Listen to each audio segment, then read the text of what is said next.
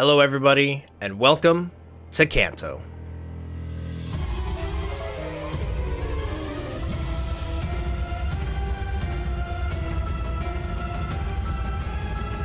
Now for the past, I'd say about 4 or 5 months, I've just been playing Cities Skylines just for fun, and I found somebody that made the Kanto map in the workshop, which I will link down below if you guys are interested in doing this yourself.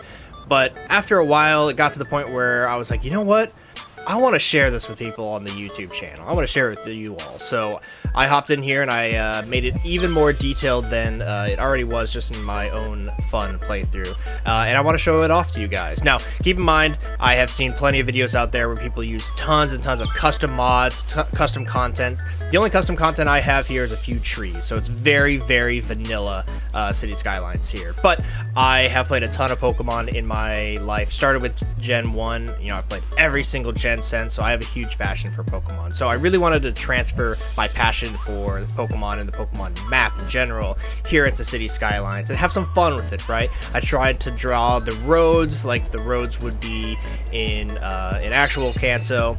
Now, overall, the take I had for it was, let's pretend it's, I don't know, 10, 15, maybe 20 years after the events of Red and Blue. So the Kanto world has had a little bit of time to grow and develop, if you will, into what we see in Cities Skylines. So the Cities Skylines takes place, I would say modern times, but towards the end of the game, you unlock some things that are a little bit futuristic in some regards. So let's say that it's pretty much present day. It's 2023 in Kanto.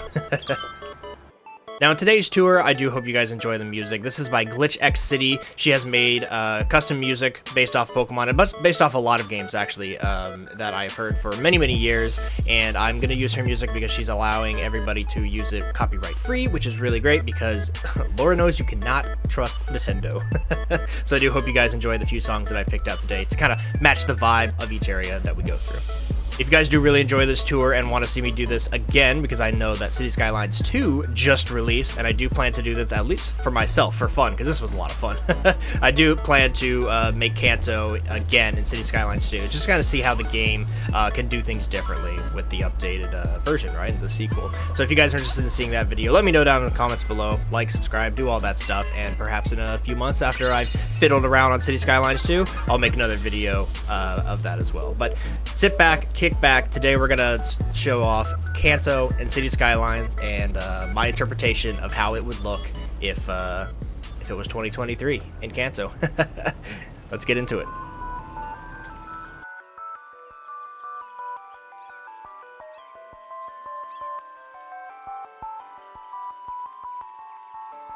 Okay guys, so welcome in to Pallet Town. Obviously, if you start the game, you would spawn somewhere over here. One of these houses would probably be reds, one of them's blue. Now, like I said earlier, I kind of envisioned, you know, what would Pallet Town, what would this Kanto world look like if it was scaled up a little bit? So Pallet Town obviously only has like 4 buildings, right? That's not gonna work in Cities Skyline. So I had to take every single city and scale it up a bit and be like, okay, if there's a few little houses, that means it's a residential zone, right?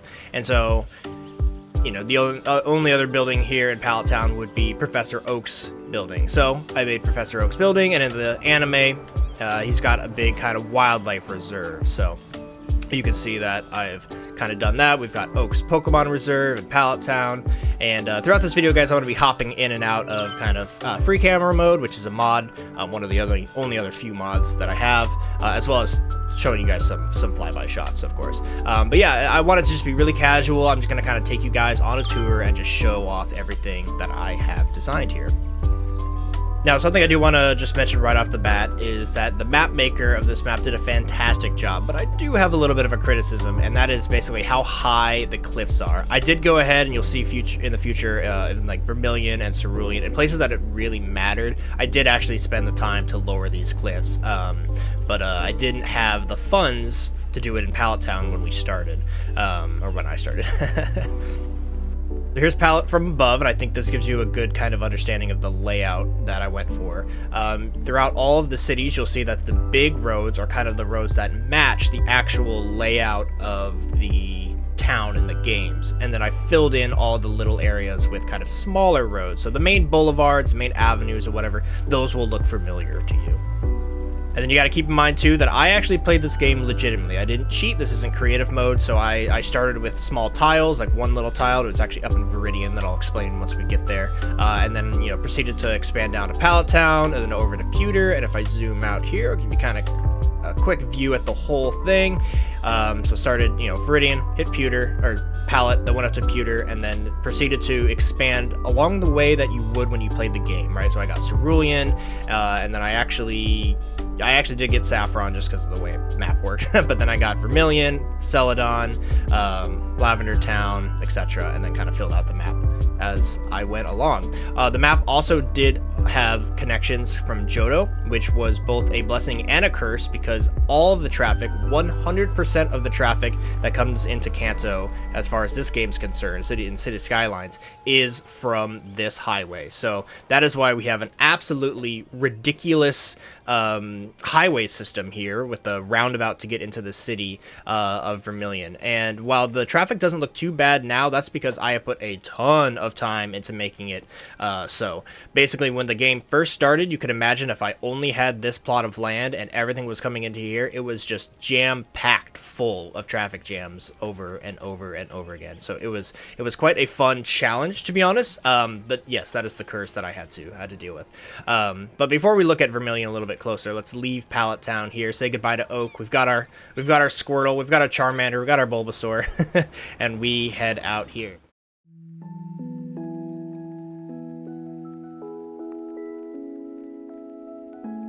So my idea with the routes was that I wanted them still to be interesting, right? So Route 1 here, I turned into a national park, which you can see if I hop out of free cam.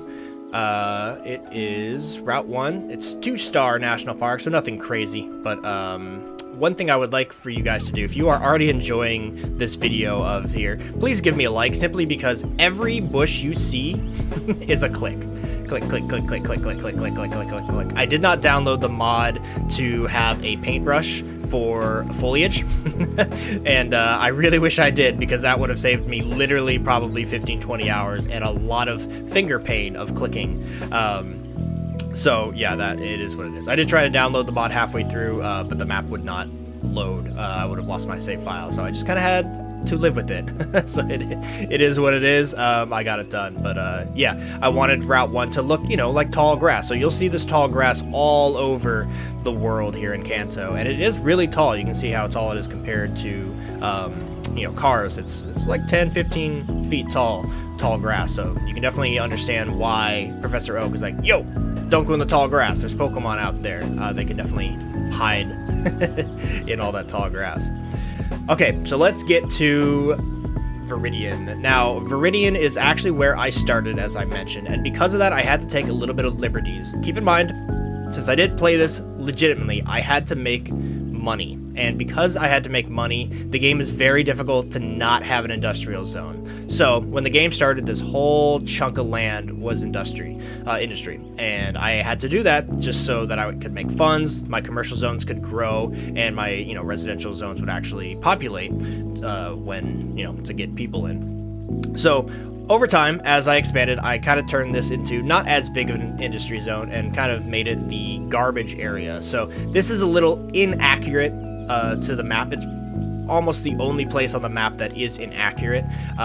So hope you guys can look past that, but that is the one thing I just had to do in order to make the game work, right? To make it actually function. But I did manage to get a few things here in Viridian that you might notice. Specifically up here is the good old gym. And if I hop out of mode here, you can see I did spend some time. I've named all of them. So this is Viridian Gym. It's on Ground Street, right? It's next to, I think I have a Giovanni Ave somewhere.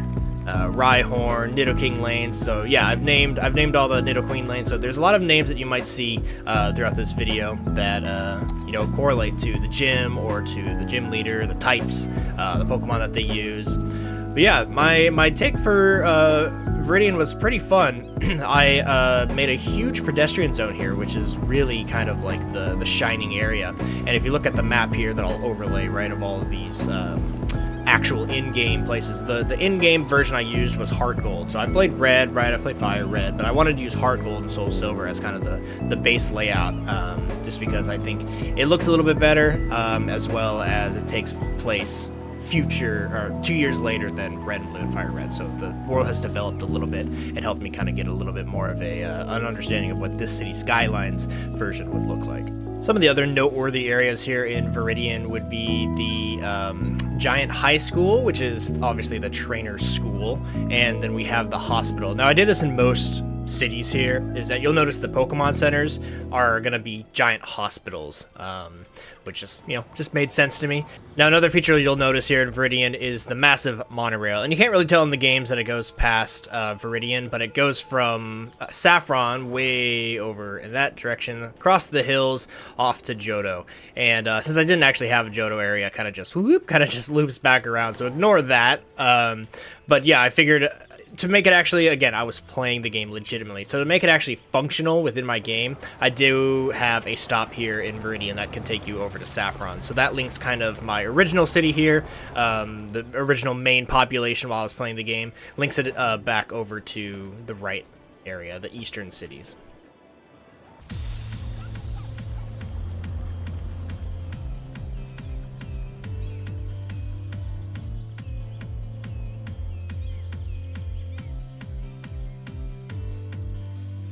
Okay, moving forward to Route 2. Route 2 here was pretty interesting because for a long time it was actually my power supply station. I had a bunch of the really tall solar generators here, wind and solar, whatever the giant tower ones are.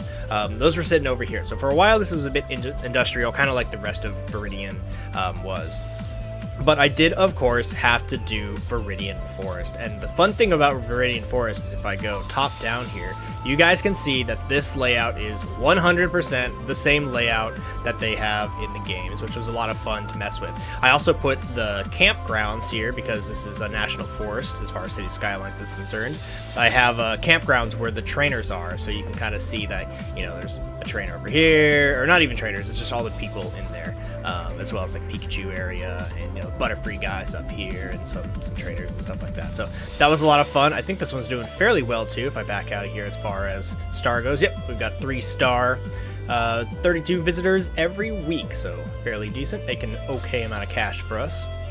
But as we move north here, we will get into what is, to be honest, one of the most profitable cities that I made in all of Kanto. This is Pewter City.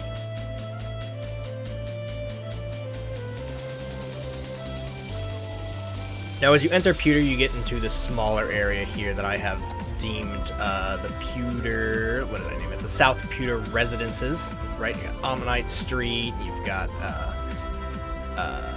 Boulder Boulevard, and just a bunch of rock-themed stuff in the southern area.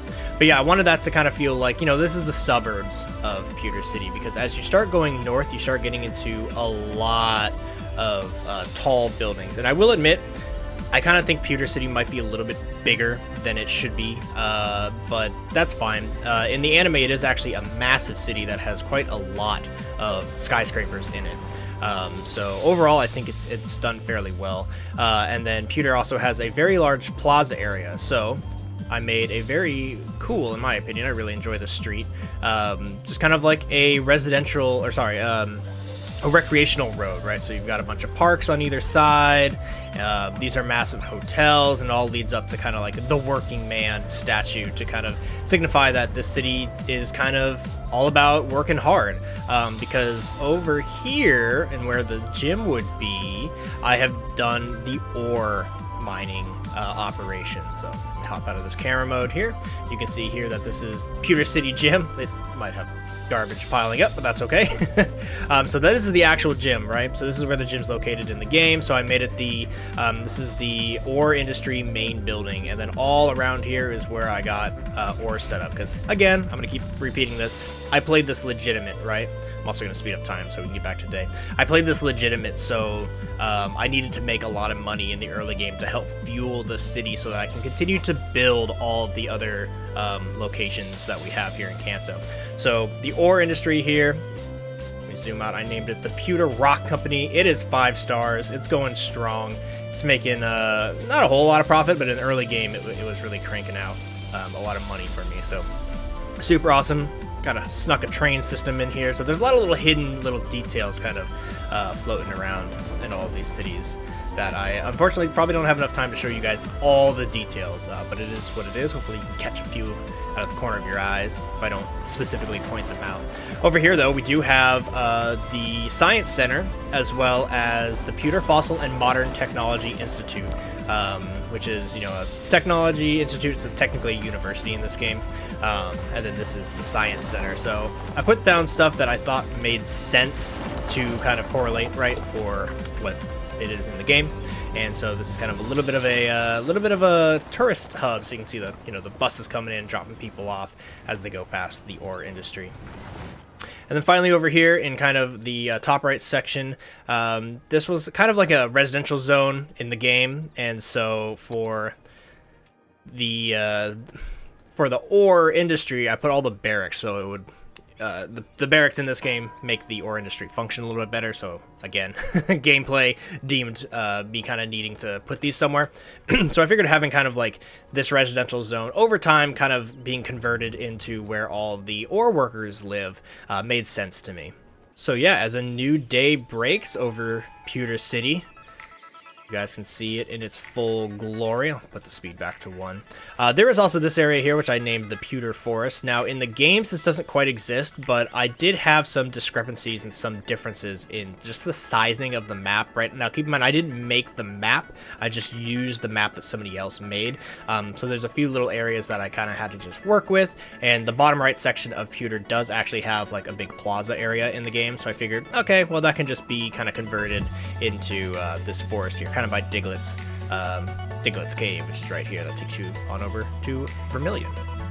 Now you can also see up there, I'm going to show it off very quickly, but I didn't spend too much time making this place look great, so I don't want to show it off too much. But here's Victory Road going all the way up, and we do have the Elite Four sitting up here. This is a section that I'm sorry, I do see it as unfinished, but there wasn't much I could do here other than like some trees. It's actually kind of like open plains in the game, so it exists, it's there, people can go there. You can see tourists kind of heading up there, but it's not very pretty, so we're gonna ignore that. Okay, let's head on over into Route 3 here. Now, Route 3 is interesting because I, again, was playing this game legitimately, so I needed a place to hold all of Kanto's sewer system. So this is, what did I call this? This is the Kanto Sewage Complex, and this kind of sits right here. In Route 2, they have a section down here where you can see that the people of Pewter are doing some mining. They've carved out a little bit of an area in the game, so I figured, you know what, that can correlate to kind of like a slightly industrial zone, right?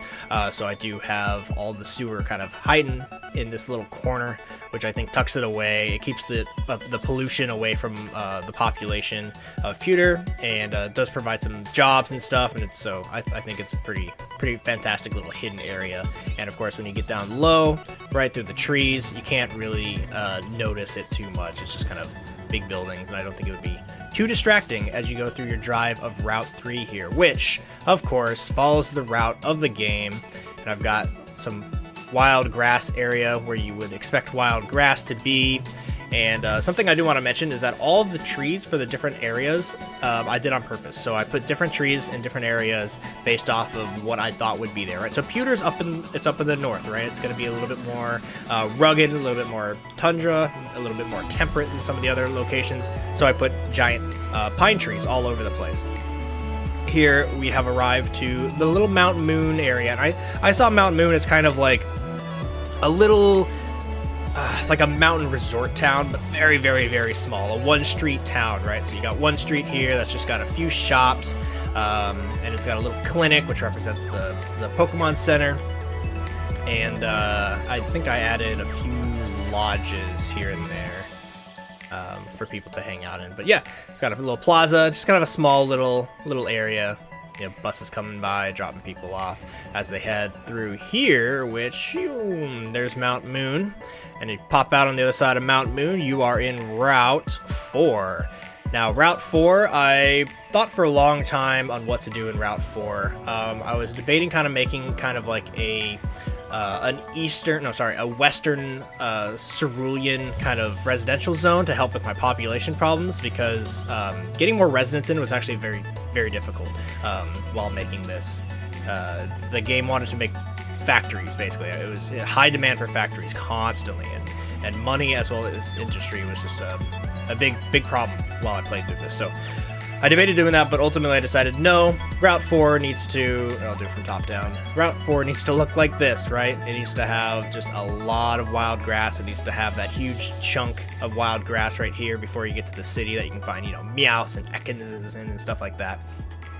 So I deemed it worthy for a million clicks again, right? Click, click, click, click, click, click, click. Yeah, so put on all the trees and stuff like that. And over here in Cerulean, we've got the oak tree as the main feature. And the oak tree I did put in quite a few places. I think it looks like one of the best custom trees here that I've had available. And it just kind of fit the vibe, right? So as you head into Cerulean, you got to take some tunnels that'll pop you out over here onto the main street. And Cerulean was fun. Cerulean's main feature, obviously, is over here is the gym. And the gym, I made the game's aquarium. So this is Cerulean Gym. Outside, it's got some pools for people to hang out, because this in the game is like a big plaza area. Threw in some pink trees to make it look nice. There's some custom buildings all over the place. You'll see the unique buildings that I dotted around to make the city kind of look real, right? So I like Cerulean. I think I would live here in Cerulean out of all these cities, honestly. It's got a nice vibe. It's got a big downtown district around the aquarium and the gym, but even as you get over here, you get into kind of northeastern Cerulean, and it's nice and calm, and it's got residential zones overlooking the river.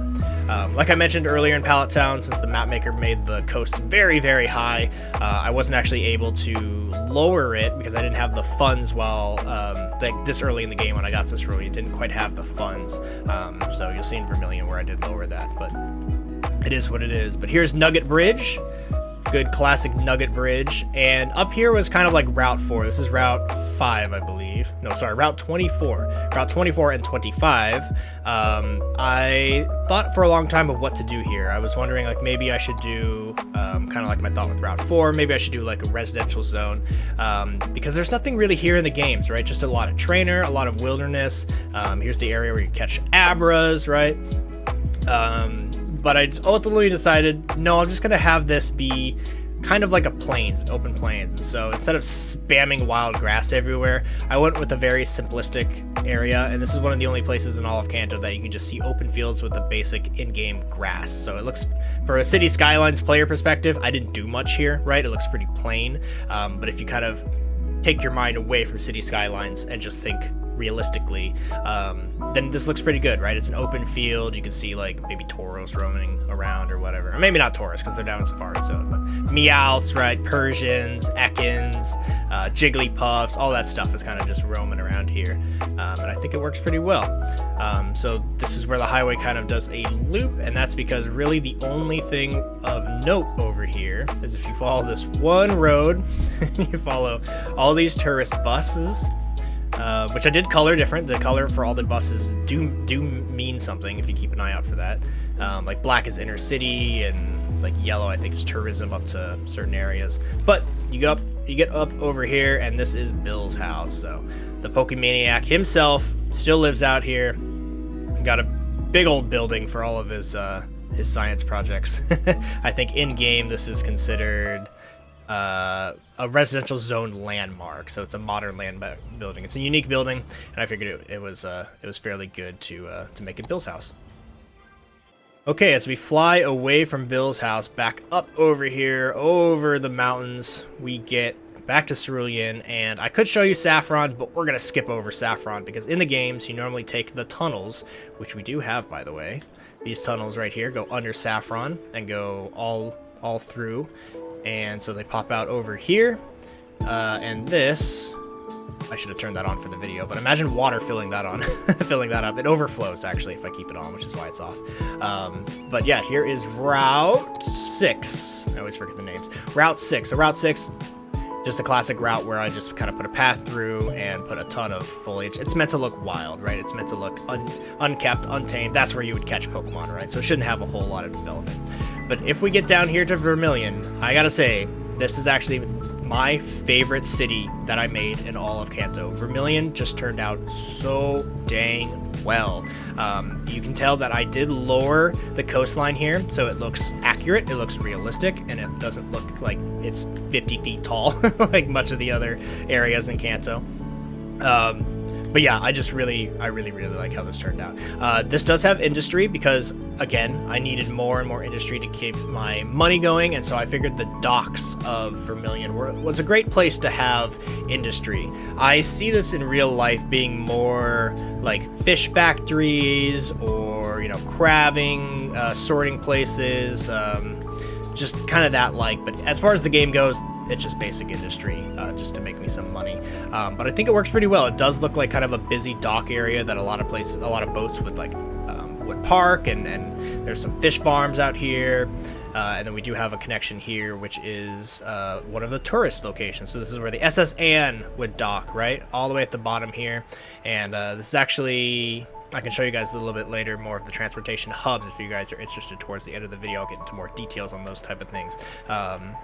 But yeah, it's a big tourist hub, right? So a lot of buses are coming in, picking up the tourists that are coming from, actually they're coming from Cinnabar, and I'll explain that when we get there why. But yeah, so it's a major hub for people to come in. Got some, that's the harbor that stores all of our boats. But then when we get over here to the actual town, I'll of course give you guys the top-down view of the city.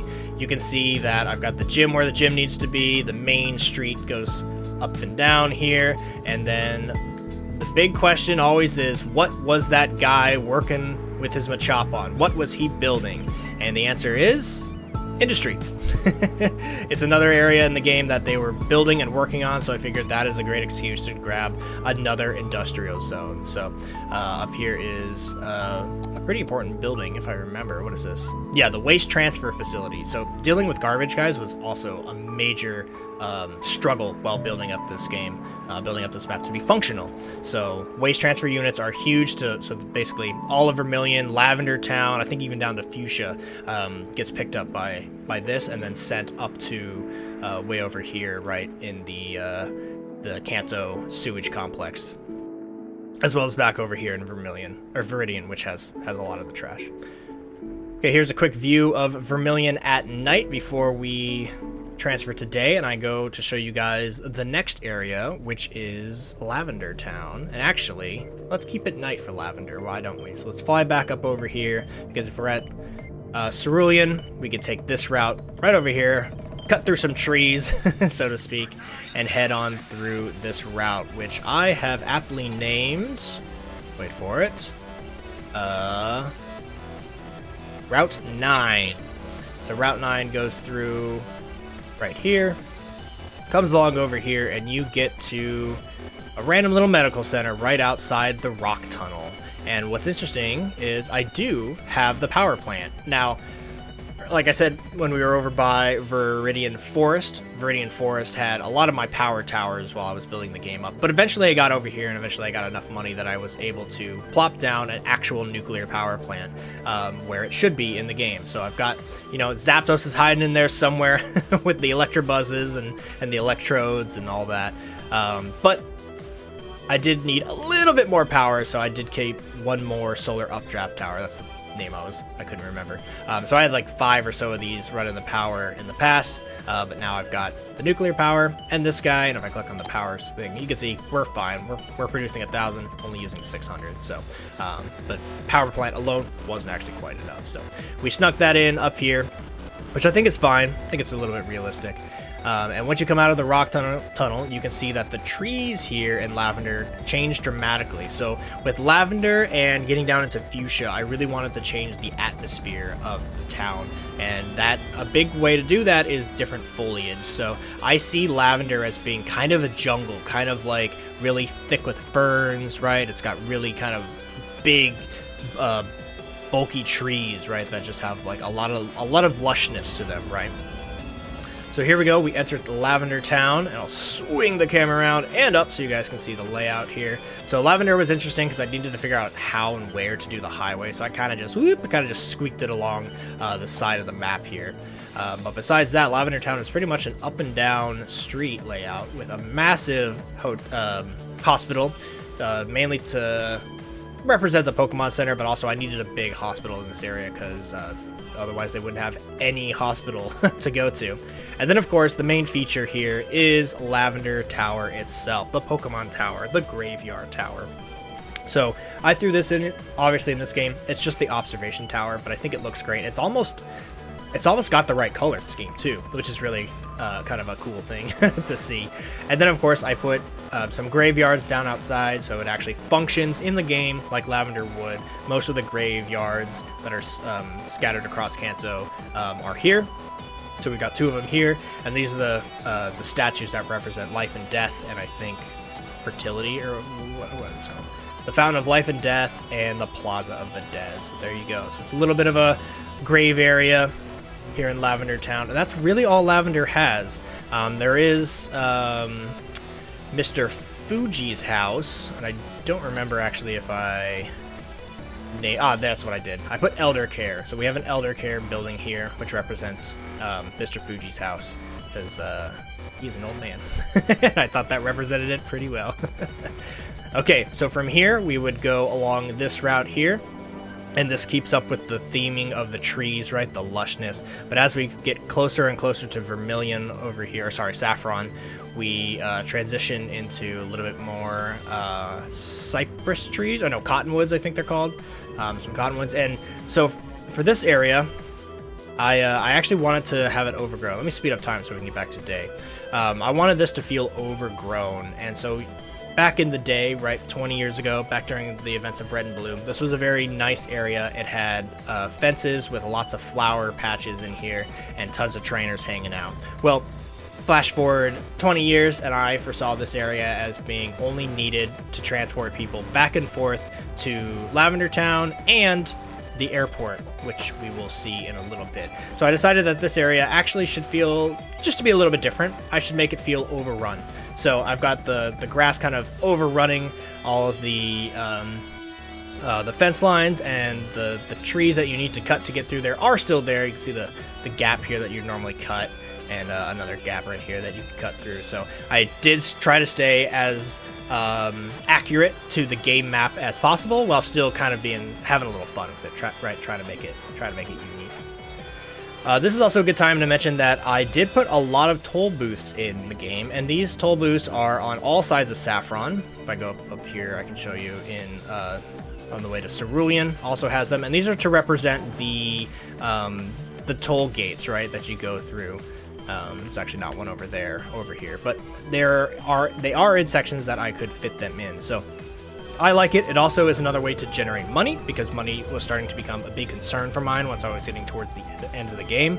I was losing a lot of money, guys. I'm not gonna lie. This was it was hard to fit all this in while still remaining true to the actual game. But here we are. Welcome everybody to Saffron.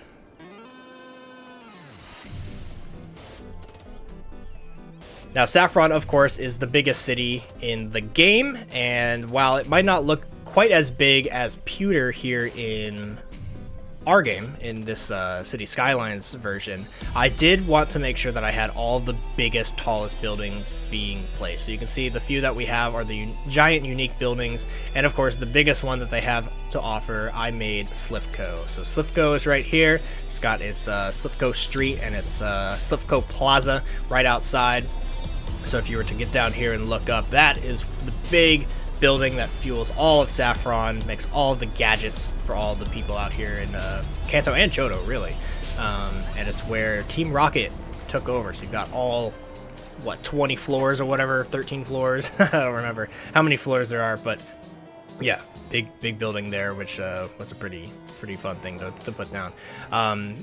A thing that I did different here in Saffron is actually I have close... I'm not sure exactly what they call it, but they're close quarters buildings. So the buildings are butted right up to each other. It's a policy that you have to turn on in the game. and I think it really gives Saffron the vibe of being really busy, right? And it's got a bunch of cool colors, so it's got kind of a New York vibe, right? Like people are trying to make their buildings stand out while still also being really, really close-knit and packing as many people in here as absolutely possible. But this place has a gym as well, and so you can see up here I put the football stadium, and what's cool about the football stadium is I was actually able to choose a color scheme. So I picked purple, of course, because this is the psychic gym. This is where Sabrina and her psychic types are, and there is actually a little bit of a fighting gym right near. I think that's the gymnasium as far as the game is concerned.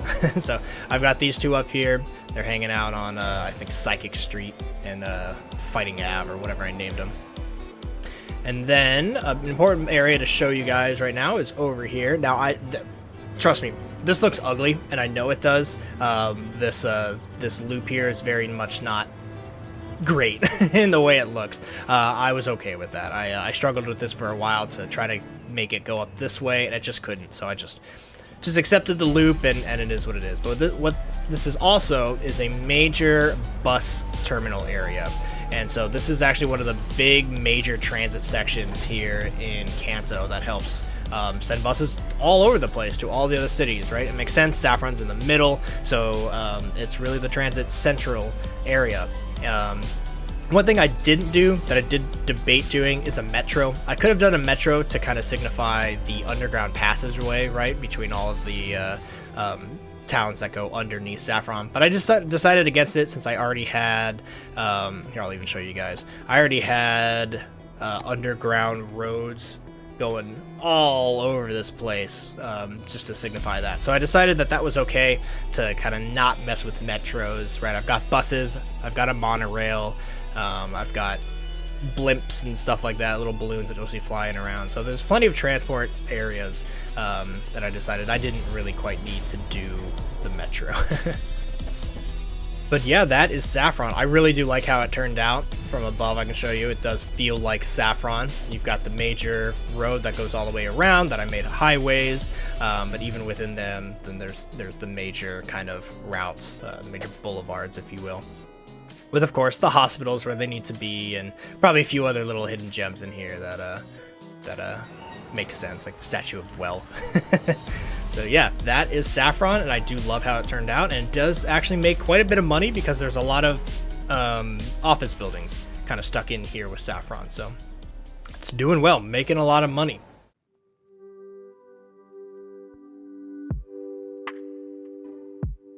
Okay, let's head on over, back in camera mode here, let's head back on over to what I think, along with Vermilion, is the most beautiful little city that I made in this area. Celadon City here turned out incredible. I am very, very pleased with Celadon and how it came out. It's got this cool plaza area, because in the game, underneath Celadon Mall, department store, is just a massive plaza. So to translate that into Cities Skylines, I decided to make it a huge city park, and threw Big Ben in there just because, you know, looked cool. Big clock tower.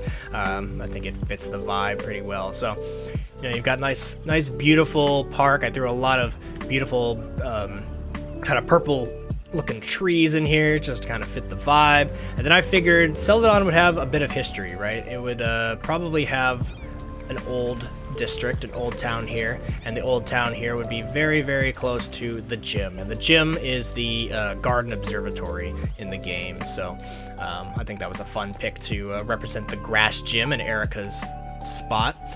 We also have, if I fly over here, we've got the basically the casino district. The casino is right here, so this is, you know, where you go in and spend all your gems and whatnot, and this is where they're a little flipped as far as the game goes. But this is where you would like buy all your stuff, and there's the actual casino.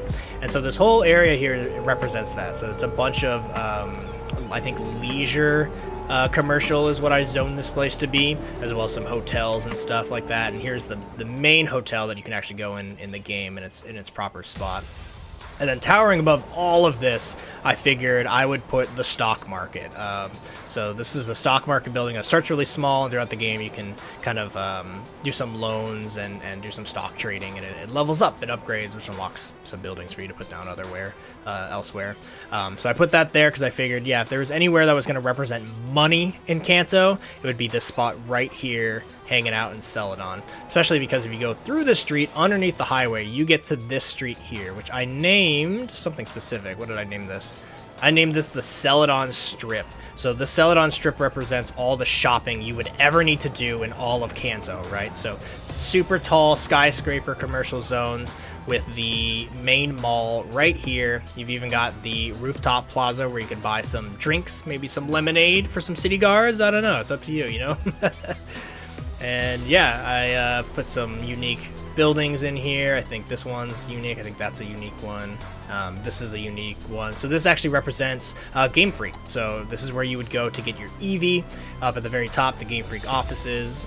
And yeah, this is where they make the game. It actually kind of worked out pretty well, right? Because you go around back to get the EV, so that would probably be the door, and then you go up this, and you've got different levels, and EV's chilling for you all the way at the top here. So yeah, I think that worked out fairly well. I really like it. So let me know so far, guys, what your favorite city you've seen is. But I have to say, I think Celadon is probably my favorite. It's either Celadon or Vermilion. I really like how this turned out, so I hope you guys agree. Now, as we head off this way out towards the bike route, the biking bridge, cycling road, this is where you get fly in the game, right? The TM for fly. So I figured to represent that, I'm gonna put the aviation club. So just kind of like a nice chill little area. People come in, they fly their little planes around, and it's a cozy little spot. Because in the game, right, it's just one little house, and in fact, the lady, when you go in there, she's like, please leave me alone. Here, take this, never come back, and she gives you fly. So it's meant to be cozy, meant to be kind of tucked away, and yeah, good spot for aviation fans here in Kanto. All right, so now as we cruise down the highway here, you can see that this is a little bit of lore break, but this was because, again, I'm playing the game legitimately, and I really needed to kind of make it work, right? So this kind of wraps around and goes over here, and underground actually connects to this giant transit complex that we have over in Viridian. Now, I know this is game breaking, but again, if 20 years goes by in Kanto and they really need interconnectivity between all their cities, I think this is pretty realistic of what they would do. They would notice that there's a need to go from Celadon and Saffron over to Viridian and off into Johto, and so I went ahead and made a little bit of a bridge that goes across. It's also where the water is supplied, kind of tucked in there. But yeah, so that becomes this complex here as we go off to Cycling Road. Now, Cycling Road has obviously been upgraded to a massive highway. And the original map maker actually had like 4 lanes to represent kind of all 4 routes here in Cycling Road. But I cut it down to 2 because I just wanted to kind of look and function a little bit better. But here is Fuchsia, and with the power of editing, I'm going to snap my fingers and make it daytime. Bam, just like that, it is daytime. Okay, so let's check out Fuchsia. Now, the first thing you'll notice in Fuchsia are the different types of trees. I really wanted Fuchsia to feel more kind of like Africa, right?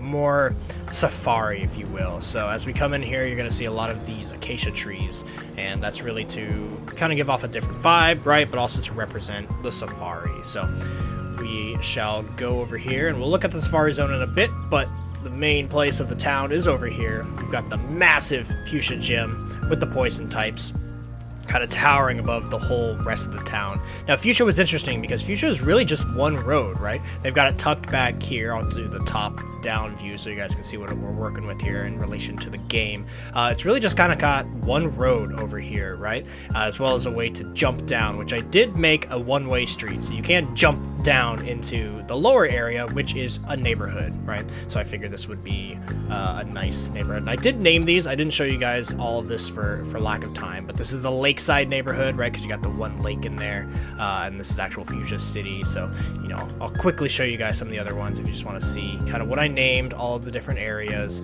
Saffron, you know, Monorail District, Northeast Saffron. You've got the historic Celadon area, the Casino District, stuff like that. So I did have a lot of fun kind kind of trying to name it all something different, so it's not just like just Pewter City, right? It's like, no, you've got South Pewter Residence, and you've got the Rock Company area, and the industrial area, the Viridian Village. I had a little bit of fun with it, except for Pallet Town. Pallet Town's just a town. It's just Pallet Town. So yeah, that is how I decided to do. And they all have policies, right? Again, I was playing the game legit, so they have different policies. Some are like recyclers, some aren't, etc., etc. So I could spend 4 hours showing you guys more specifics on all of these. But I think I'm gonna save that for Cities Skylines 2. I might do a playthrough series as I build up Kanto. Each episode could be a city or something like that. So, but I'm getting ahead of myself. Let's show you Fuchsia here. If you cross over the road, this is the whole safari area, and in the game, this is where the mart is, right?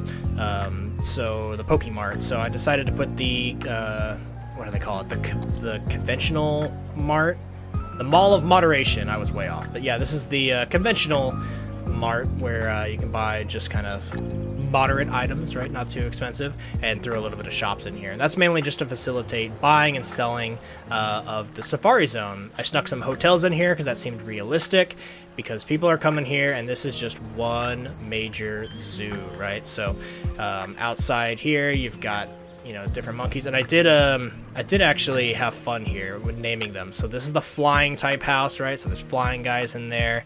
That's burnt down. Let's rebuild that. This is Flamingo. I don't think got renamed because I just rebuilt it. But the lions are pie roars. If we go back in here to the actual safari zone proper, you've got the Sawsbuck enclosure. You've got, why are these all burnt?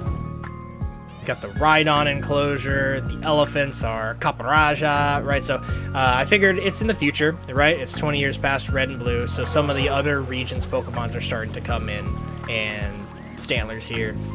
And so I decided just to kind of name the Pokemon off of what animals they look like, right? So giraffe is Farafarig, and Bouffalant's over here, and the bison. So yeah, here's also another thing that should be filled with water, but it overflows and destroys things if I have it constantly running. So just imagine water.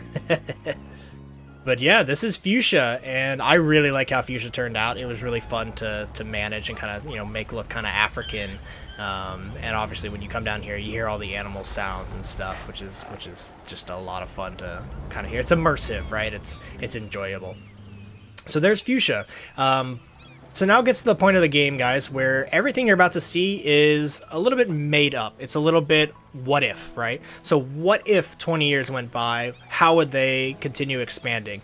And I've shown you how all of the cities have done that within their cities, but there's sections like down here that I think would have expanded a little bit more.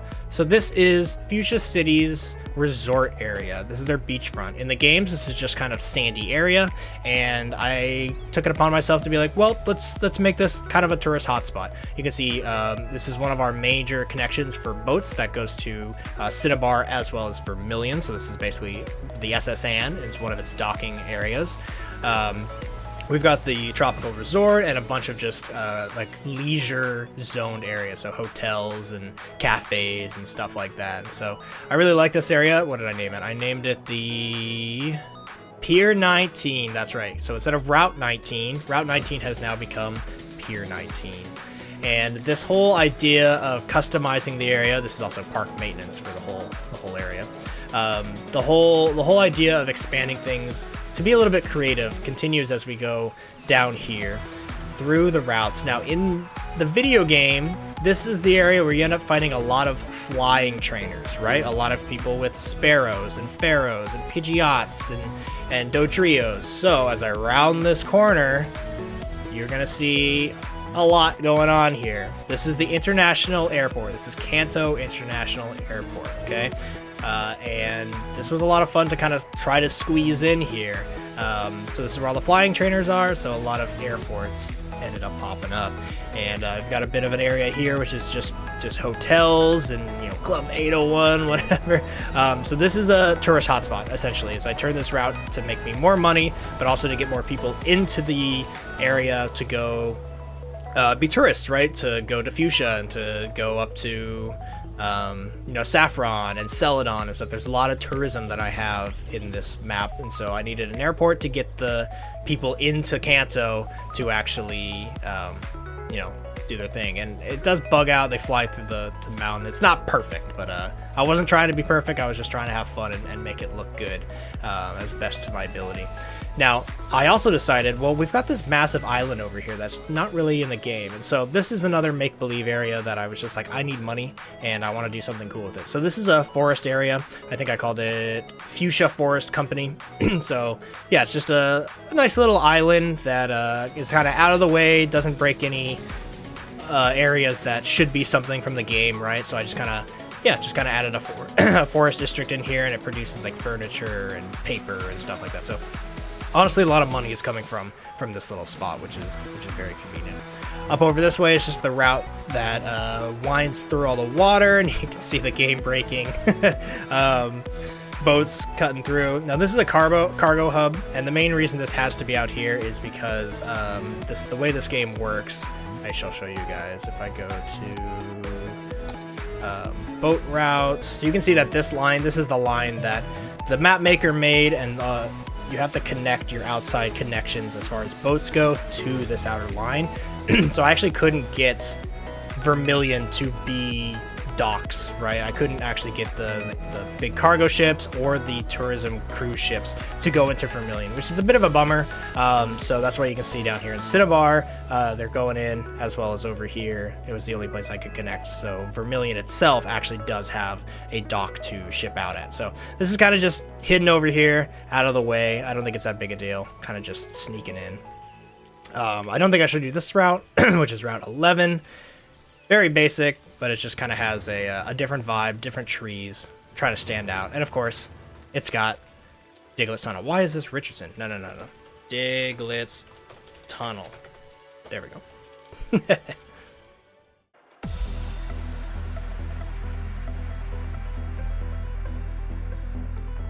Okay, but last but not least, everybody, is if we go back here to Fuchsia and head south and follow the boats out, we go past the Seafoam Isles here, which I could have customized. I debated kind of working with it, but I figured, nah, I'll just leave it as is. So it's got that classic problem where it's raised up really high, but it is what it is. But now as I fly over here, you'll see the brand new Cinnabar Island. And the reason I did this, if I go top down, I'll show you guys. This is post-volcano explosion, right? So in red and blue version, most of the town is actually accessible on this side, right, on the northeastern side, but that is not the layout they gave me. They gave me the layout of post-explosion, right? So in the games, there's actually nothing here. It's literally just one Pokemon Center, and the gym is actually chilling over here on one of these islands, right, in like a cave. You go in, that's where you fight Blaine. So I decided, well, if this is about 10, 15, 20 years after those events, what would Cinnabar do? And I think Cinnabar would rapidly evolve very quickly as a vacation town. So once again, let's cut to... Actually, no, sunset looks good. I was going to say let's cut to daytime, but we can enjoy the sunset as we check out our last town here. So yeah, this is basically a full tourism town, right? I think it would pop up and just have a lot of hotels, a lot of high-rise, very nice residential zones. You got palm trees everywhere. I put the Central Park in here, so this is like Cinnabar Central Park. And if we get over here, this is the new Cinnabar Gym, which is looking nice and fancy, and it is generally where I think it would be. And yeah, this was fun. This was also, again, another way for me to make a lot of money. I needed more money, as I keep mentioning, to get this town, to get Kanto as a whole up and profitable. So putting a huge tourism zone here was a good idea. And again, when you look at the routes, cruise ships had to come in either here or over by Lavender Town. I thought, let's have cruise ships come in here. So a lot of cruise ships come in here, they dock here, and then they can take ferries that leave from multiple sides of the island over to Vermilion or Saffron, Fuchsia, and from there they can kind of spread out across the rest of the map. So yeah, everybody, there you have it. As we dawn on a brand new day here in Kanto, I'll just kind of fly over and show you guys some of the names and stuff as I kind of end this video here, because I do know we're approaching an hour. So I thank you guys if you stuck it out to the end. You guys must be as passionate as I am about Kanto, about geography, about city building, and just about Pokemon in general, right? I will filter through the transport, as you can see here, because I worked damn hard on all these transport lines. You can see, I'll click through here, you can see all the buses we have. You can see I've got some, lines for the ferries, some airplanes, and of course the monorail, and even a sightseeing bus that takes you around to a few places. So there's a lot of interconnectivity to this, a lot of trial and error, a lot of blood, sweat, and tears, so to speak, that went into all of these, as well as coming down even to Lieutenant Surge Street, you know, naming Electric Avenue, naming all the places. Not every road was named, but I had just a lot of fun kind of messing with this map. And so I hope you guys enjoyed. I really do. It was a ton of fun. I was really passionate about this project, so much so that I was like, you know, like I said at the beginning, this was just for fun. I was doing this just for myself. But it got to the end of the point where I was actually showing a friend this, and he was like, this is pretty cool, man. You ever thought about making a video? And even though this doesn't really match the videos I normally do on this channel, I thought, yeah, somebody's gonna watch this and somebody's gonna be like, this is a cool idea, man. And I hope you guys appreciate it, and I hope you're that guy I'm talking about. I hope that's you. I'm looking at you. Thanks for watching. But yeah, everybody, if you enjoyed, like, comment, subscribe. Like I said, I am very likely to do a Kanto, maybe even a Johto in Cities Skylines 2. I think combining both of them could be a lot of fun, if I could make a map that's big enough.